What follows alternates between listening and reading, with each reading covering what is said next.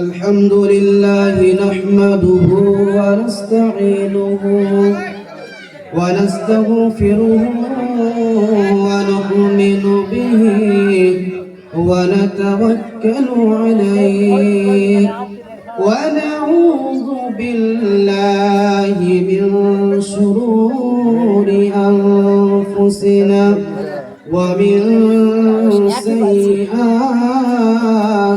أعمالنا من يهده الله فلا مضل له ومن يضلله فلا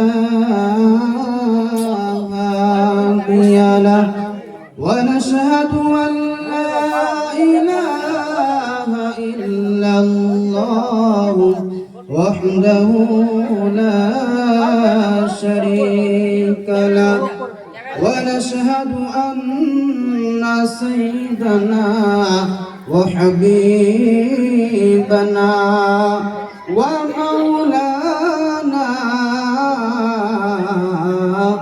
محمدا عبد الله ورسوله أما بعد فقد قال الله تبارك وتعالى في كلامه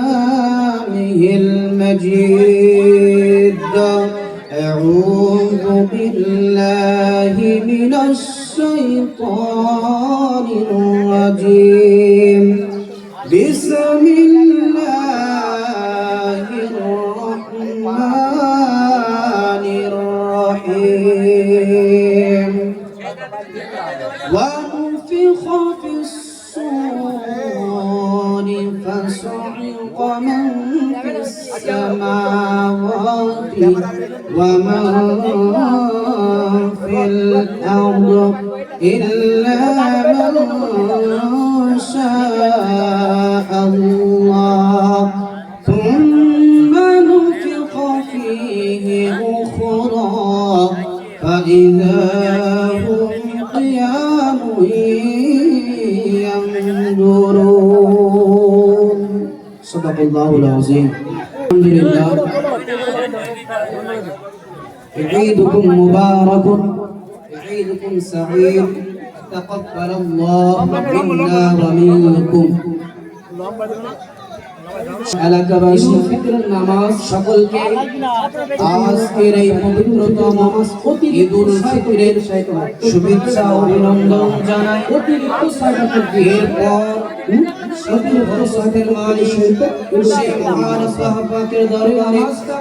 দরবারে ছোট্ট একটি লফজের দ্বারাই কালিমাতুশ শুকর আদায় করে নেই। সকলে জোরে সোরে বলি আলহামদুলিল্লাহ। আলহামদুলিল্লাহ না করলে এই পৃথিবীর কোন কুল কায়নাতকে সৃষ্টি করতেন না। সেই মহান নবীর উপরে আমরা লক্ষ কোটি দরুদ ও সালাম পেশ করি। সকলেই জোরে সোরে বলি সাল্লাল্লাহু আলাইহি ওয়াসাল্লাম। আমার মুহাব্বতের মুরব্বিয়ানে আযম ও যুবক বন্ধু ও কুচি কাঁচা বাচ্চারা, আজ পবিত্র ঈদুল ফিতরের দিন আমরা সকলে ঈদের নামাজের উদ্দেশ্যে এখানে একত্রিত হয়েছি। আপনাদের সম্মুখে পবিত্র কোরআনুল কারীম থেকে দুইখানা কোরআনুল কারীমের আয়াতে কারিমা তেলাওয়াত করেছি। উক্ত আয়াতকে সম্মুখে রেখে কয়েকটি কথা আলোচনা করব ইনশাআল্লাহ। আমা তাওফীকি ইল্লা বিল্লাহ আলাইহি তাওয়াক্কালতু ওয়া ইলাইহি উনীব। সম্মানীয় সুধী ও শ্রোতা মণ্ডলী, আল্লাহ রাব্বুল আলামিন আমাদেরকে এই পৃথিবীর জমিন দিয়েছে। আল্লাহ রাব্বুল আলামিন আসমান দিয়েছে, জমিন দিয়েছে। আল্লাহ আমাদের চলার জন্য সুন্দর একটি ব্যবস্থা পৃথিবীর জমিনে করেছে। এই সারা বিশ্বটা আল্লাহ রাব্বুল আলামিন চালাচ্ছেন। এই পৃথিবীতে যা আমাদের প্রয়োজন সমস্ত কিছু আল্লাহ রাব্বুল আলামিন আমাদেরকে দিয়েছেন। কিন্তু এই বিশ্ব ব্যবস্থা এর সমাপ্তি একদিন ঘটবে, এটাই চূড়ান্ত সিদ্ধান্ত। এই বিশ্ব ব্যবস্থার চূড়ান্ত, এই বিশ্ব ব্যবস্থার সমাপ্তি একদিন ঘটবে। কিভাবে ঘটবে? আল্লাহ রাব্বুল আলামিন এটা পবিত্র কোরআন কারীমের মধ্যে সূরাতুল হুজুরাতের মধ্যে সুন্দরভাবে ঘোষণা করেছেন। সূরাতুল হুজুরাতের ৬৮তম নম্বর আয়াতের মধ্যে আল্লাহ তাআলা বলেন, আল্লাহ রাব্বুল আলামিন বলেন, ওয়া নুফিখা ফিস সূরি ফাসাইকা মান ফিস সামাওয়াতি ওয়া মান ফিল আরদি ইল্লা মা শাআ আল্লাহ। আল্লাহ রাব্বুল আলামিন বলেন, ওয়া নুফিখা ফিস সূর, একদিন সিংহার মধ্যে ফুৎকার দেওয়া হবে, ফলে ফাসাইকা মান ফিস সামাওয়াতি ওয়া মান ফিল আরদ, আসমান এবং জমিনে যাহা কিছু রয়েছে সমস্ত কিছু বেহুশ হয়ে যাবে, সমস্ত কিছু প্রাণ হানি হবে, সমস্ত মানুষের প্রাণ দেহ থেকে বিচ্ছিন্ন হয়ে যাবে, সবাই মৃত্যুবরণ করবে। তো আল্লাহ রাব্বুল আলামিন বলছেন, এই মহাবিশ্বের সমাপ্তি ঘটবে সিংহায় ফুৎকারের মাধ্যমে। কিসের মাধ্যমে? সিংহাতে ফুৎকারের মাধ্যমে। হযরত ইসরাফিল আলাইহিস সালাতু ওয়াস সালামকে আল্লাহ রাব্বুল আলামিন সিংহায় ফুৎকার দেওয়ার জন্য নিয়োগ করে রেখেছেন। এই ইসরাফিল আলাইহিস সালাতু ওয়াস সালাম কিয়ামত যখন কায়েম হবে, আল্লাহ রাব্বুল আলামিন যখন অর্ডার দিবে, তখন হযরত ইসরাফিল আলাইহিস সালাতু ওয়াস সালাম একটা সিংহার মধ্যে ফুৎকার মেরে দিবে। এই সিংহায় ফুৎকার কটা হবে এ ব্যাপারে মুহাদ্দিসিন কেরামদের ইখতিলাফ রয়েছে, মতভেদ রয়েছে।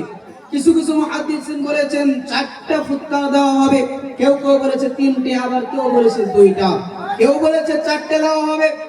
প্রথমবার যখন সিংহায় ফুৎকার দেওয়া হবে, তো পৃথিবীর সমস্ত মানুষ, সমস্ত প্রাণী ধ্বংস হয়ে যাবে, মৃত্যুবরণ করবে। দ্বিতীয়বার সিংহায় ফুৎকার দেওয়া হবে, সমস্ত বস্তু, সমস্ত মানুষ আবার জীবিত হয়ে যাবে। তৃতীয়বার সিংহায় ফুৎকার দেওয়া হবে, সমস্ত মানুষ আবার বেহুশ হয়ে যাবে। চতুর্থ যখন সিংহায় ফুৎকার দেওয়া হবে, তখন সমস্ত মানুষের আবার হুঁশ চলে আসবে। একটা অভিমত। দ্বিতীয় অভিমত হলো ৩টা সিংহায় ফুৎকার দেওয়া হবে, যেটা কোরআন কারীমের মধ্যে বর্ণিত রয়েছে। যেরকম আল্লাহ রাব্বুল আলামিন সূরাতুন নামলের ৮৭তম নম্বর আয়াতের মধ্যে আল্লাহ তাআলা বলেন, وَيَوْمَ يُنفَخُ فِي الصُّورِ فَفَزِعَ مَن فِي السَّمَاوَاتِ وَمَن فِي الْأَرْضِ إِلَّا مَن شَاءَ اللَّهُ। আল্লাহ রাব্বুল আলামিন বলেন, কিয়ামতের দিন যখন হযরত ইসরাফিল আলাইহিস সালাতু ওয়াস সালাম প্রথমবার যখন সিংহায় ফুৎকার দেবে, এই পৃথিবীর জমিনের সমস্ত মানুষ এবং আসমানের সমস্ত মানুষ সবাই ঘাবড়ে যাবে। আল্লাহ যাদের চাবে তাদেরকে ব্যতীত, আল্লাহ যাদের চাবে তারা ব্যতীত সমস্ত মানুষ, সমস্ত আসমানবাসী এবং জমিনবাসী ঘাবড়ে যাবে। ১ নাম্বার সিংহায় ফুৎকার দেওয়ার পর। দ্বিতীয় নাম্বার সিংহায় যখন ফুৎকার দেওয়া হবে, আল্লাহ রাব্বুল আলামিন সূরাতুল হুজুরাতের ৬৮তম নম্বর আয়াতের মধ্যে বলেন, ওয়া নুফিখা ফিস সূরি ফাসাইকা মান ফিস সামাওয়াতি ওয়া মান ফিল আরদি ইল্লা মান শাআ আল্লাহ। দ্বিতীয়বার যখন সিংহায় ফুৎকার দেওয়া হবে, পৃথিবীর সমস্ত মানুষ মৃত্যুবরণ করবে, আসমান জমিনে যারা রয়েছে সবাই বেহুশ হয়ে যাবে, মৃত্যুবরণ করবে। এরপর তুম্মা নুফিখা ফীহি উখরা ফাইদা হুম কিয়ামুন ইয়ানজুরুন। এবং তৃতীয়বার যখন সিংহায় ফুৎকার দেওয়া হবে, সমস্ত মানুষ তারা কবর থেকে আবার পুনরুজ্জীবিত হবে এবং আল্লাহ তাআলার দরবারে হিসাব দেওয়ার জন্য সবাই উপস্থিত হয়ে যাবে। জোরে বলি সুবহানাল্লাহ। এখানে ৩টা বর্ণনা করা যায়, অর্থাৎ ৩বার সিংহায় ফুৎকার দেওয়া হবে। কিন্তু জমহুরে উলামা, অধিকাংশ উলামাদের বিশুদ্ধ মত হলো সিংহায় ফুৎকার দেওয়া হবে ২টা। কয়টা বললাম? দুইটা সিংহায় ফুৎকার দেওয়া হবে। একটা সিংহায় ফুৎকার দেওয়ার পর এই সারা বিশ্বটার পরিসমাপ্তি ঘটবে, অর্থাৎ সমস্ত বিশ্ব ধ্বংস হয়ে যাবে। এরপর দ্বিতীয় সিংহায় ফুৎকার দেওয়ার পর সমস্ত মানুষ জীবিত হয়ে পরকালীন জিন্দেগিতে হিসাব দেওয়ার জন্য আল্লাহর আদালতে দাঁড়িয়ে যাবে।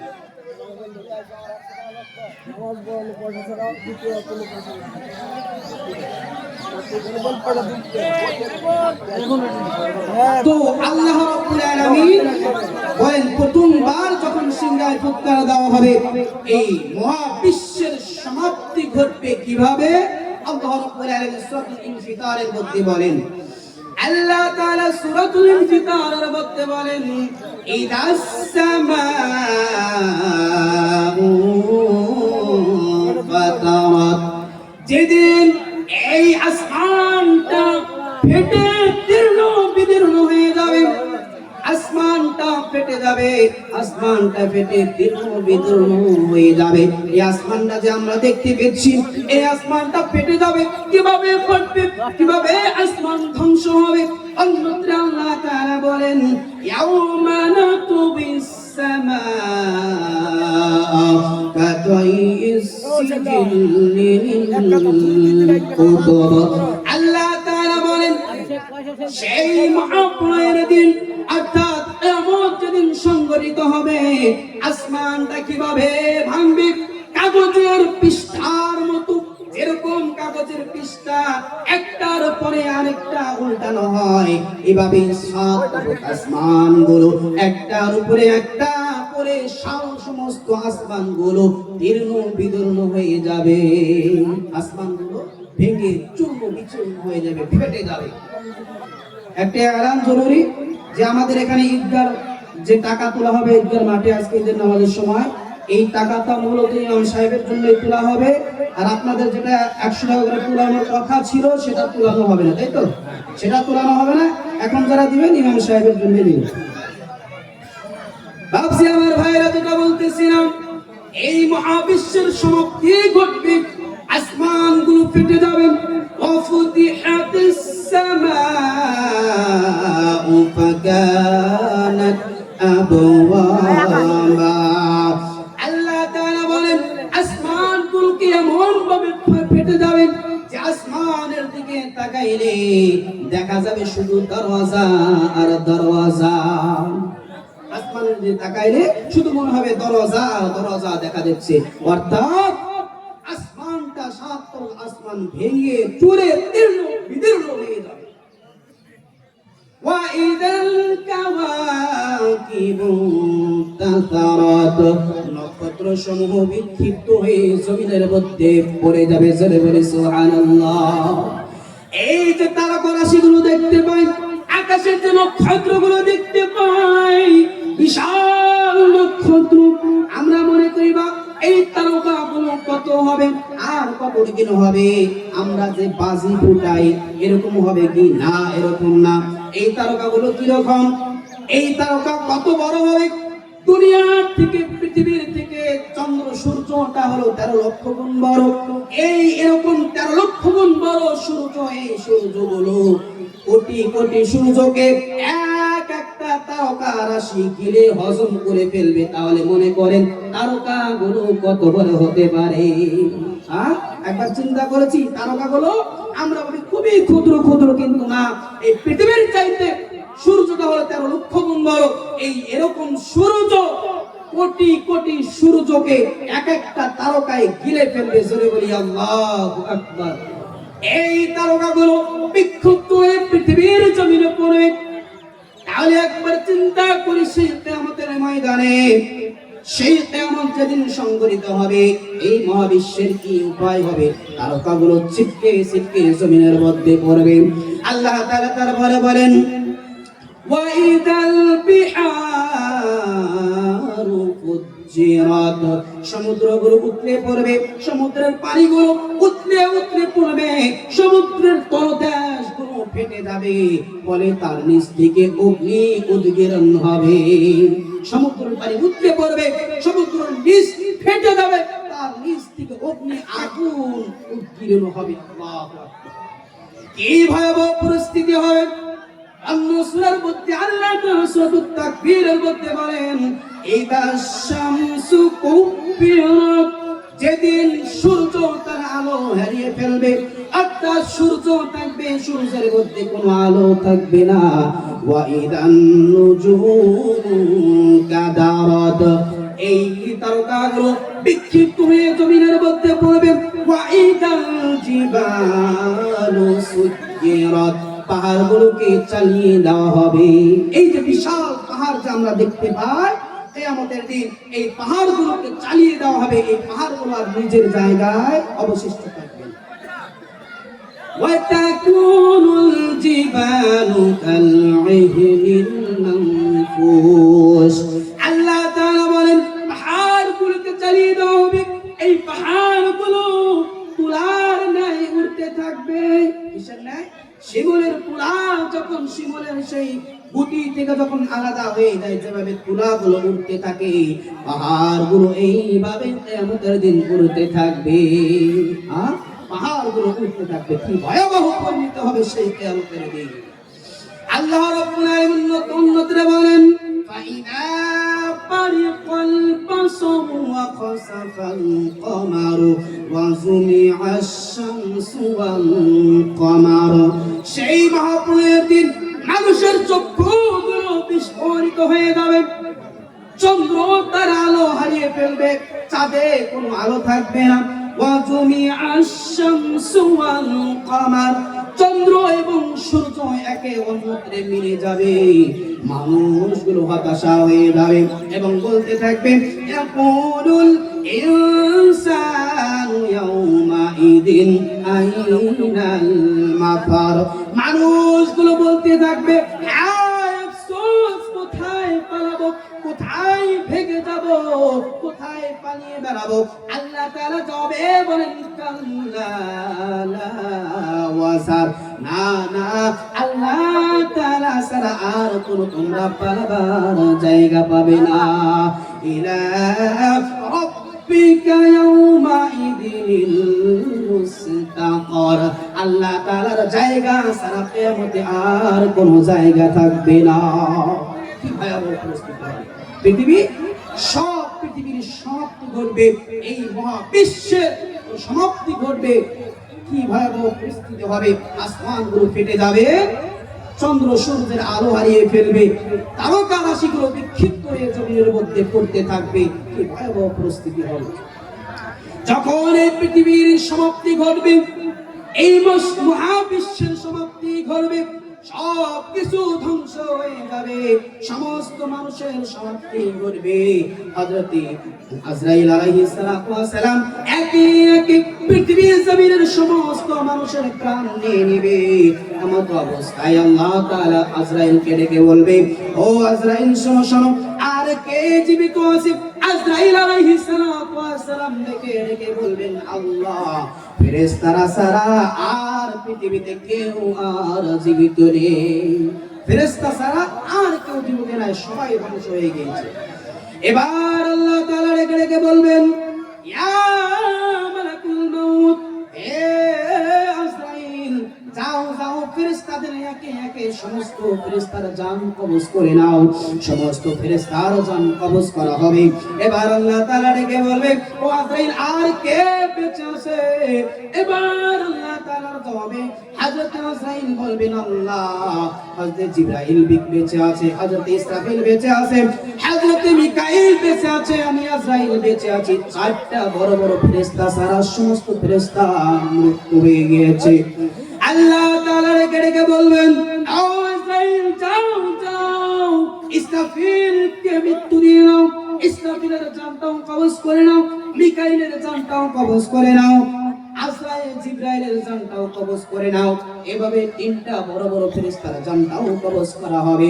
আল্লাহ ডেকে ডেকে বলবে, ও আজরাইল, বলো বলো, এখন আর কে বেঁচে আছে?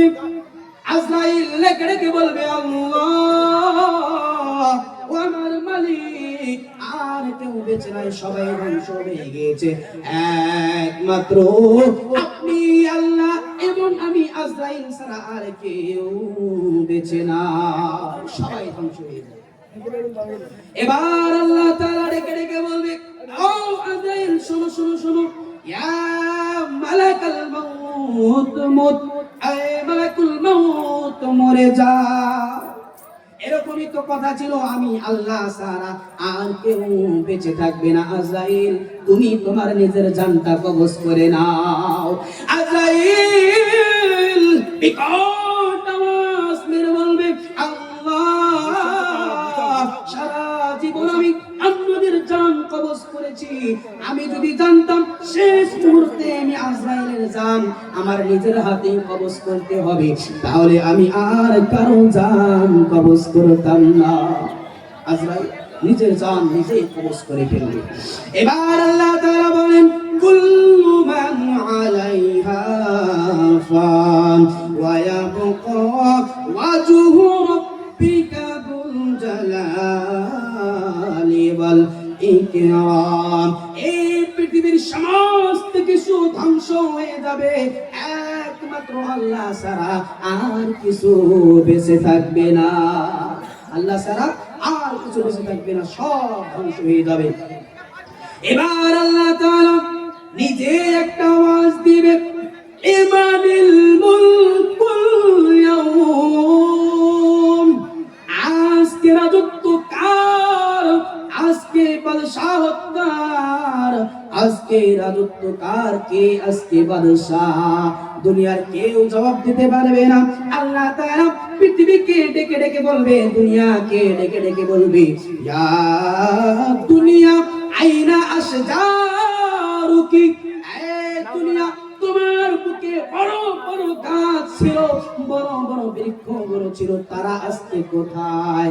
ইয়া দুনিয়া আইনা কিসারুক, এ দুনিয়া তোমার বুকে বড় বড় অট্টালিকা ছিল, বিল্ডিং গুলো ছিল, সেগুলো আজকে কোথায়? ইয়া দুনিয়া আইনা জিবালুক, এই দুনিয়া তোমার বুকে বড় বড় পাহাড় গুলো ছিল, তারা এখন কোথায়?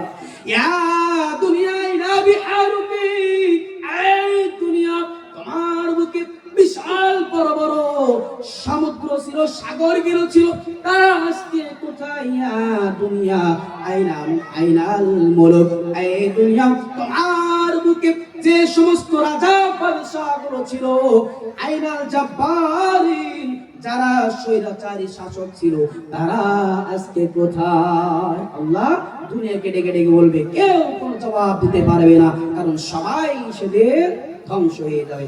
এবার আল্লাহ তাআলা নিজেই জবাবে বলবেন, লিল্লাহিল ওয়াহিদিল কাহ্হার, পরাক্রমশালী আল্লাহ তাআলাই রাজত্ব আজকের। একবার চিল্লায়ে বলি না সুবহানাল্লাহ, আরো জোরে বলি সুবহানাল্লাহ। আর বাপজি ভাইরা, সেই প্রলয়ের দিন, সেই কিয়ামতের দিন সমস্ত কিছু ধ্বংস হয়ে যাবে, একমাত্র আল্লাহই অবশিষ্ট থাকবে, বেঁচে থাকবে। এবং আল্লাহ তাআলা এই অবস্থায় যে কতদিন থাকবে আল্লাহু আ'লাম, আল্লাহই ভালো জানে। এরপর যখন আল্লাহর ইচ্ছা হবে যে আমি বান্দার হিসাব নিকাশ শুরু করব, সব ধ্বংস হয়ে যাবে, আল্লাহ একাই রাজত্ব করবে। কতদিন থাকবে, কতকাল থাকবে, আল্লাহ এটা ভালো জানে। সমস্ত কিছু ধ্বংস হয়ে যাবে। এরপর আল্লাহ যখন ইচ্ছা পোষণ করবে যে এখন সারা বিশ্বের মানুষের আমি হিসাব ও নিকাশ শুরু করব, তো আল্লাহ রাব্বুল আলামিন প্রথমত হযরত ইসরাফিলকে আবার জীবিত করবে। কাকে? হযরত ইসরাফিলকে। এই যা কিছু বললাম অর্থাৎ সমস্ত কিছু ধ্বংস হবে। কয়টা সিংহার ফুৎকার দেওয়ার কারণে? বলে একটা, এক নম্বর সিংহায় ফুৎকার দেওয়ার কারণে এই সমস্ত কিছু ধ্বংস হবে, আল্লাহ শুধুমাত্র থাকবে, আর সব কিছু ধ্বংস। এবার ইসরাফিলকে আবার পুনর্জীবিত করা হবে। সে জীবিত হওয়ার পর সিংহাটা আবার হাতে নেবে, নেওয়ার পর এবার দ্বিতীয় সিংহায় ফুৎকার দিবে। আল্লাহ তাআলা বলেন, সুম্মা নুফিখা ফীহি উখরা ফাইদা হুম কিয়ামুন ইয়ানজুরুন। হযরত ইসরাফিল যখন দ্বিতীয়বার আবার সিংহায় ফুৎকার দিবে, সমস্ত মানুষ তারা নিজের জায়গা থেকে, নিজের কবর থেকে তারা আবার পুনরুজ্জীবিত হবে এবং তারা আল্লাহ তাআলার হাসরের ময়দানে সবাই জমা হবে নিজেদের হিসাব দেওয়ার জন্য। সবাই আবার পুনরুজ্জীবিত হয়ে কিয়ামতের ময়দানে মাহশারের মধ্যে নিজের হিসাব দেওয়ার জন্য উপস্থিত হবে।